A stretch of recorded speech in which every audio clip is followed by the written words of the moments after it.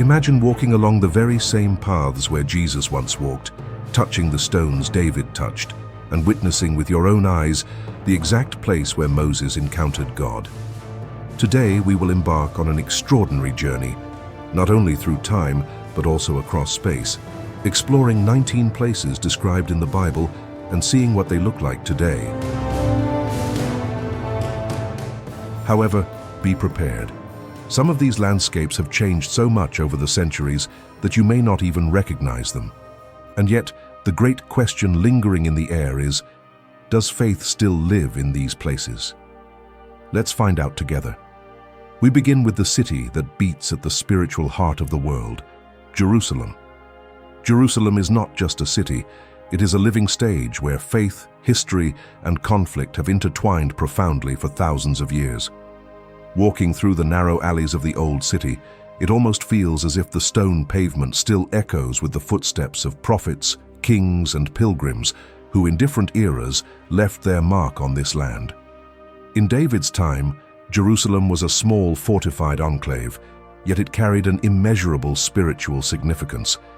It was here that Solomon, in a gesture of deep reverence, built the temple of the Lord, an immense golden sanctuary revered as the place where God dwelled among men. That temple no longer stands, having been destroyed in 70 AD. Yet, if you look closely, the Western Wall still stands, a silent witness to centuries of prayer and devotion. Even today, thousands of people place handwritten prayers between its stones, seeking a moment of connection with the divine. Around the wall, archaeological excavations have uncovered streets and steps lying at the very level where, over 2,000 years ago, Jesus and his apostles walked. It evokes an indescribable sense of both history and holiness, as if the stones themselves had witnessed miracles and tears. Every step through this city carries a weight of sacredness that is impossible to ignore. Just a few kilometers from Jerusalem lies Bethlehem, the city where heaven touched the earth in a definitive way.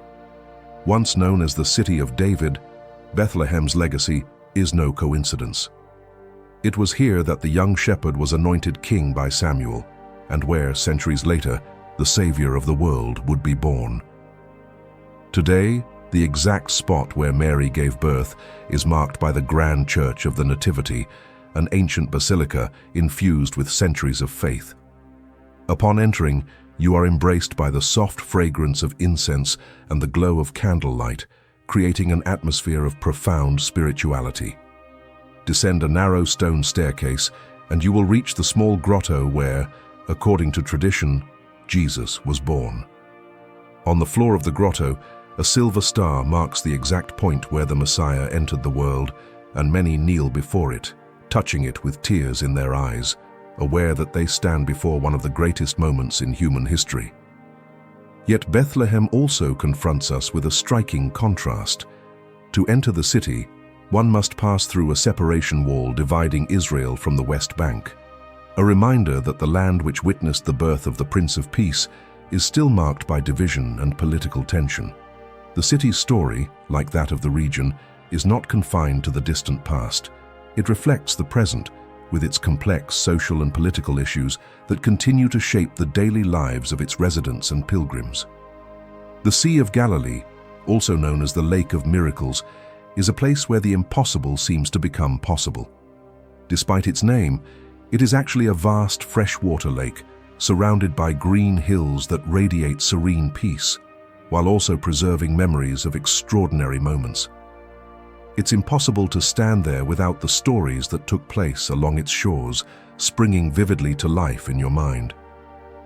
It was on these waters that Jesus called Peter, Andrew, James the Great, and John the Apostle, promising to make them fishers of men, and where he performed miracles that still echo today.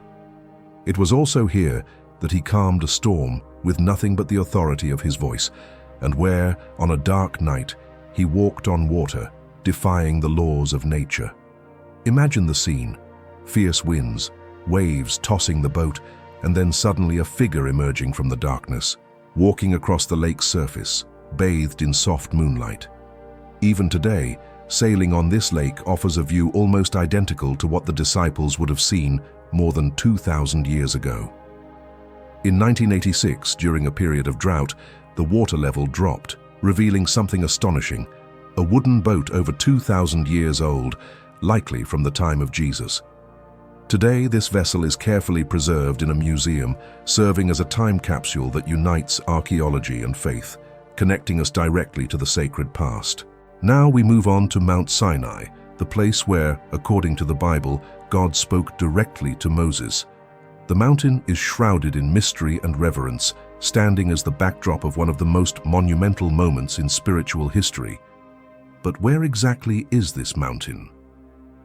Christian tradition points to a peak in the Sinai Peninsula in Egypt, where today stands the St. Catherine's Monastery, one of the oldest and most venerated monasteries in the Christian world. The ascent to Mount Sinai is a transformative experience. Pilgrims begin their journey in the stillness of night, under a sky filled with countless shimmering stars. The chill of the early hours gradually gives way to a gentle warmth, as the sun begins to rise on the horizon, painting the rocks with golden light.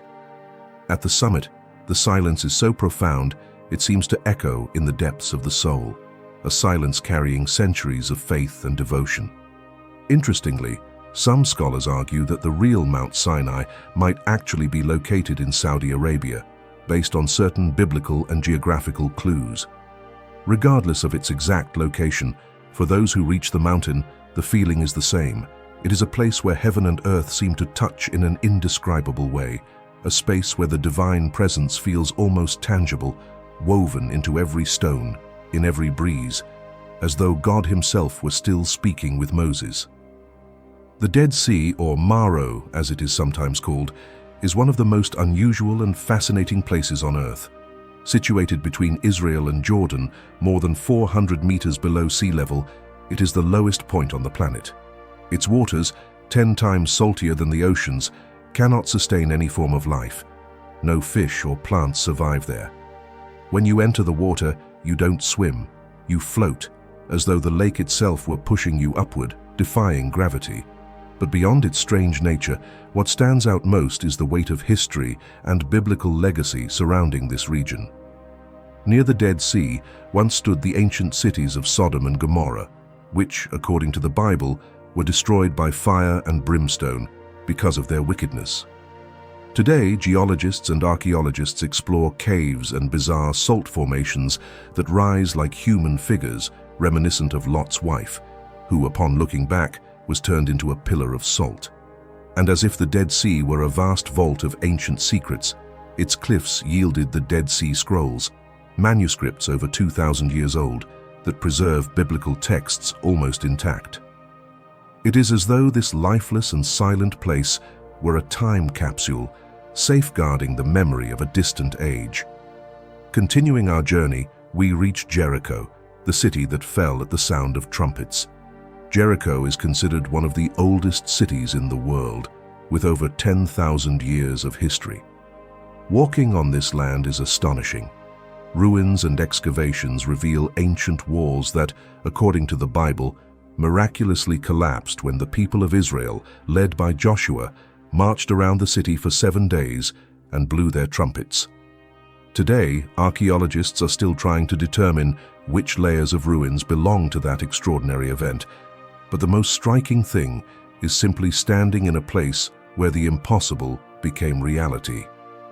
Beyond the fallen walls lies the Elisha's Spring, a source of crystal-clear water that, according to biblical accounts, was purified by the prophet Elisha, making its waters drinkable and healing. Despite its arid climate, Jericho is called the City of Palms for its lush vegetation that stands out amid the desert. This visual and spiritual contrast makes Jericho a place where history and life still pulse, a living testimony to divine providence. And finally, we arrive at Mount Carmel, the stage of the fire confrontation. Located in northern Israel, Mount Carmel offers green landscapes and a panoramic view of the Mediterranean Sea. But in the Bible, this mountain is remembered as the scene of one of the most epic and dramatic confrontations in history, the prophet Elijah against the 450 prophets of Baal. Imagine the tension: on one side Elijah's altar, on the other the altar of the pagan prophets. They cried out, shouted, and danced, but nothing happened. Then Elijah prayed, and suddenly fire fell from heaven, consuming the sacrifice, the stones, and even the water around it. A clear sign that the God of Israel is the one true God. Today, at the summit of Mount Carmel, stands the Muraka Monastery, whose name means the place of burning, marking the traditional site of this event. From there, you can see the Jezreel Valley, which was the setting of other biblical stories and, according to some, is the prophetic stage for future events. Being there is to feel that faith, when genuine, has the power to change the course of history and turn the impossible into reality. Capernaum, the city of Jesus. On the shores of the Sea of Galilee, Capernaum is a small place, but carries immense weight in biblical history. Known as the City of Jesus, it was there that he lived for a time, teaching in the synagogues and performing miracles that still echo to this day. Walking among the ruins of Capernaum, the sense of being in a sacred place is palpable. The base of an ancient synagogue built of white stone still stands, likely on the same spot where Jesus preached about the bread of life, offering his words that still nourish the souls of millions. Nearby is the house traditionally attributed to Peter, where, according to the Gospels, Jesus healed Peter's mother-in-law, once again demonstrating divine power in action. But there is something more in Capernaum. A profound silence hangs over the village, almost like a reminder of the words of rebuke that Jesus spoke against it. Despite having been the stage for so many miracles, Capernaum was sternly rebuked by Jesus for not repenting of its sins. Today, this ruined village has become an open-air museum, where the past and its spiritual lessons continue to speak to the hearts of those who seek to reflect and learn from history. Now, we move on to Damascus, the city of conversion. Damascus, the capital of Syria, is one of the oldest continuously inhabited cities in the world, with records of settlement dating back more than 4,000 years. But what truly makes it fascinating in the biblical narrative is its connection to Saul of Tarsus, the future Paul the Apostle. Imagine Saul, zealous in his mission to persecute the followers of Jesus, traveling along the dusty road that connects Jerusalem to Damascus. Suddenly, a light brighter than the sun surrounds him, and he falls to the ground, hearing a voice echoing through the air. "Saul, Saul, why are you persecuting me?" Today, that road still exists, and in the heart of Damascus, you can find a street called Straight Street, mentioned in Acts 9. As you walk along it, surrounded by ancient buildings and colorful markets, it's easy to imagine being with Ananias, the disciple who, following divine direction, went to Saul, now blind, to pray for him and help him regain his sight. A chapel was built on the site where, according to tradition, Paul recovered his sight, symbolizing the spiritual rebirth of a man who would become one of the greatest heralds of Christianity. Modern Damascus is a vibrant, bustling city filled with life, the aroma of coffee and spices in the air, yet it still holds in its heart the memory of one of the most impactful conversions in history. The contrast between the city's sacred past and its lively present is a testament to how divine transformation can happen anywhere, at any time, changing not only one man's life, but the course of Christian history. Nazareth, the place where it all began. Nazareth, in northern Israel, was an insignificant little village in the time of Jesus, so modest that Nathanael, upon hearing about it, said, "Can anything good come out of Nazareth?" And yet it was right here, in such a simple place, that the angel Gabriel announced to Mary that she would be the mother of the Savior.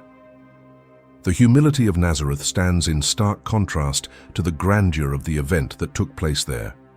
Today, Nazareth has become a vibrant city, but its old quarter still preserves narrow streets, stone houses, and small workshops that echo the simple daily life of Jesus' time.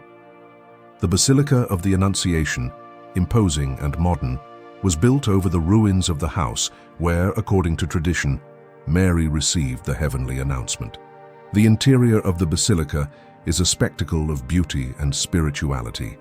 Colorful stained glass windows and mosaics from around the world adorn the walls, and the atmosphere is silent, as if still awaiting the echo of the celestial words that once resounded there.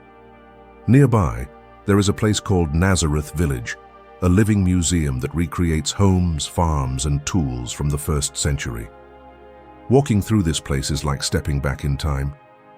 You can imagine Jesus running through the streets of Nazareth, helping Joseph in his carpentry, and living among neighbors who, at the time, could never have imagined who he truly was.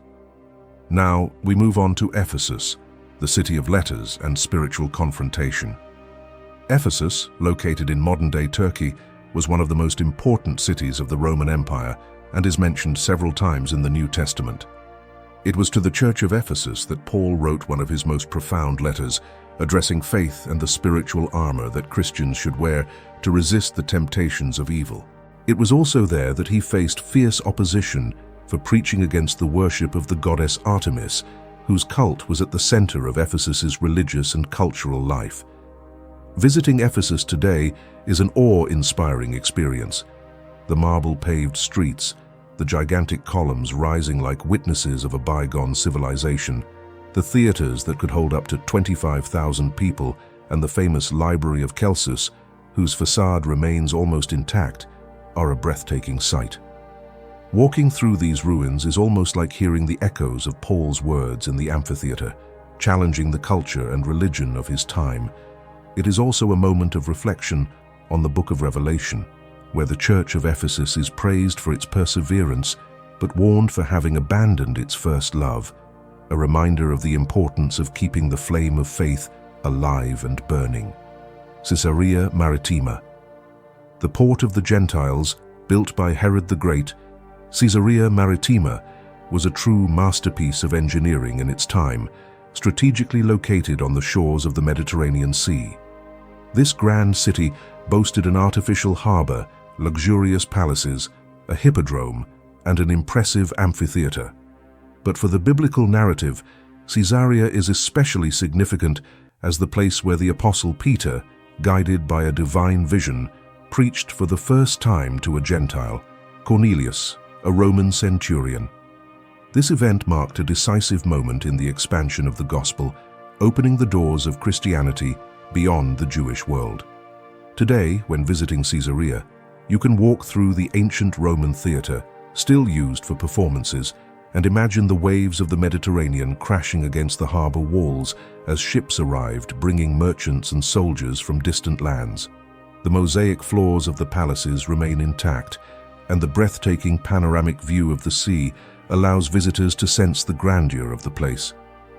It was also in Caesarea that Paul the Apostle was imprisoned before being taken to Rome, giving this archaeological site a unique historical and spiritual weight.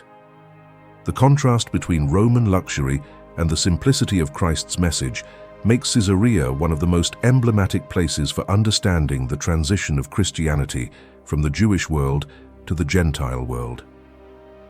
Mount Nebo, the last view of Moses now. Imagine Moses, already in his old age, standing firmly on the rock, the wind blowing strongly around him, carrying the scent of the earth and the vegetation from the valley below. He leans on his staff, his eyes fixed on the distant horizon. God speaks to him, saying that from there he will see the promised land, but he will never enter it. Mount Nebo, located in modern-day Jordan, rises more than 800 meters above sea level. From this point, you can see the Dead Sea, the Jordan River, and on clear days, even the hills surrounding Jerusalem. In Deuteronomy 34, we read about this moving moment when Moses, after a lifetime dedicated to God's promise, gazes upon Canaan, but his journey ends there at the mountaintop. Today, visitors find a memorial church built to honor this event, as well as beautifully preserved Byzantine mosaics depicting the site's glorious past. It feels as though time has stood still there, and you can almost sense the tension and serenity of a man who, though he devoted his life to a divine promise, could not cross the final threshold. A deep sense of reverence fills the hearts of visitors, for it was on this very spot that one of the greatest biblical leaders looked upon but could not step into, the land promised to him. That farewell moment, so close to his mission accomplished, is one of the most emotional and symbolic in the entire Bible. Shiloh, the first center of worship in Israel. Before Jerusalem became the spiritual heart of Israel, there was a time when Shiloh was the religious center of the people. It was here that the tabernacle, the tent of meeting built by Moses, stood for over 300 years, as recorded in Joshua 18 and Judges 21. Imagine the vibrant sounds of thousands of people arriving to offer sacrifices, celebrate the feasts of the Lord, and worship with fervor. The smell of incense and roasted meat filled the air as children ran through the streets, families chatted joyfully, and priests dressed in linen garments hurried about their sacred duties. Today, Shiloh lies in ruins, but excavations have revealed stone platforms that may have served as the base for the tabernacle. Visitors can walk on the same stones that witnessed Hannah, the mother of Samuel, praying in desperation for a child. Her prayer was answered, and Samuel became one of the most significant figures in Israel's history. Beth Shean, the city where Saul was humiliated. In 1 Samuel 31, we read about the tragic death of King Saul, who, after losing the battle against the Philistines, had his body and the bodies of his sons hung on the walls of Beth Shean as a symbol of defeat. Beth Shean was strategically located where several main routes intersected, connecting the Jordan Valley to northern Israel, and it witnessed one of the most humiliating moments in Israel's history. Today, Beth Shean, or its archaeological site, Beit Shean, is one of the most impressive in Israel. Its wide stone streets, Roman columns still standing majestically, and a colossal theater capable of seating thousands are remarkably well preserved. Walking through it feels like flipping through the pages of history from the many civilizations that once passed through this place. Tel Dan, the rival altar of Jerusalem. In the far north of Israel, Tel Dan was once a strategic and fertile site, but also a place of great idolatry. In 1 Kings 12, King Jeroboam built an altar with a golden calf at Tel Dan, leading the people away from true worship in Jerusalem. Imagine the scene: pilgrims arriving, offering sacrifices not to the true God, but to an image crafted by human hands. Today, Tel Dan is a fascinating mix of biblical history and natural beauty. Among the ruins, you can still see the large stone platform that once served as the altar's base. The site is surrounded by dense vegetation and crystal-clear streams, creating a striking contrast between the serenity of nature and the memory of one of Israel's greatest acts of idolatry. Interestingly, in 1993, archaeologists discovered an inscription mentioning the House of David, one of the most important pieces of evidence for the historical existence of King David. Megiddo, the stage of Armageddon. Few places carry as much prophetic weight as Megiddo, mentioned in Revelation 16:16 as Armageddon, the site of the final conflict. Because of its strategic position in the Jezreel Valley, Megiddo was the scene of countless battles throughout history. Kings and generals knew that whoever controlled Megiddo controlled the most important trade route in the region. Today, when you visit Megiddo, you can walk through ancient ruins and see Canaanite gates, stables built by King Solomon, and even an impressive underground water system. From the top of the mound, the view is vast and grand, giving you the sense that entire armies could march there on a massive scale, like a perfect stage for an epic battle. The region's unique geography is so striking that modern military strategists still study it as an example of an ideal battlefield. The fact that the Bible points to this site as the setting for a final confrontation gives Megiddo an air of mystery and expectation that no other place possesses, making it a powerful symbol of the coming battle of the end times. Beersheba, wells, oaths, and promises. At the edge of the desert, close your eyes and feel the dry Negev air brush against your face. Around you stretches a harsh golden landscape, broken only by small, stubborn shrubs, fighting to survive in such a hostile environment. It was in this arid setting that one of the most human and intimate scenes of the Old Testament took place: Abraham and Abimelech, two leaders from completely different worlds making a covenant beside a well. Beersheba, meaning well of the oath or well of seven, refers to the 7 sheep used as a symbol of commitment in this pact. The name itself is a lasting reminder that covenants made before God have the power to change history. In the Bible, Beersheba is often mentioned as a place of both boundary and faith. From Beersheba, Jacob set out for Haran, and it was there that he dreamed of the ladder reaching to heaven. It was also in Beersheba that Hagar and Ishmael wandered in the desert until, hearing the boys' cries, God showed them the water they needed to survive. Today, Beersheba is represented by 2 contrasting realities: the vibrant modern city and the archaeological site of Tel Dan, whose ruins reveal astonishing water engineering. Beneath the ground, an elaborate water collection and storage system, with stairways descending into a giant cistern, shows how survival in the desert depended on the wisdom of saving every drop. The lesson Beersheba whispers to visitors is simple and profound. Promises must be watered with perseverance, and God honors those promises even in places where faith seems scarce. Hebron, Patriarchs, sacred tombs, and David's first throne. Hebron is a city that breathes antiquity. Walking through its stone alleys feels like passing through layers of time, surrounded by the scents of fresh bread, exotic spices, the colorful shimmer of blown glass, and above all, the heavy silence of the stories born there. It was in Hebron that Abraham bought the cave of Machpelah to bury his wife Sarah, as recorded in Genesis 23. Later, the tomb received the remains of Abraham, Isaac, Rebekah, Jacob, and Leah, making it a sacred resting place of the patriarchs. The monumental structure now covering the cave, known as the Ibrahimi Mosque, or Tomb of the Patriarchs, has walls built from massive Herod the Great-style stones, similar to those on the Temple Mount in Jerusalem. This gives the site an almost untouchable solemnity, making it a symbol of reverence and history. Visiting Hebron today means standing in the midst of vibrant contrasts: lively markets, ceramic and glass workshops, children playing in the streets, but also checkpoints and layers of security that remind you this city is also a place of deep political and religious complexity. What Beersheba and Hebron have in common is that they were settings for decisions that changed the course of history. Ordinary people, just like us, lived, failed, succeeded, and wrote chapters that God, in His grace, made sure to record.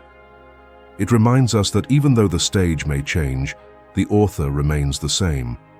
God writes essential chapters in hidden places, turning wells into altars and stigmatized regions into places of revelation.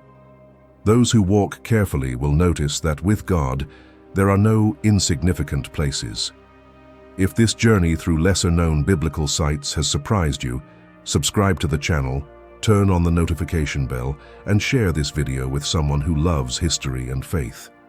Comment below which of these places you would like to visit and which one you want to see in the next episode. See you soon.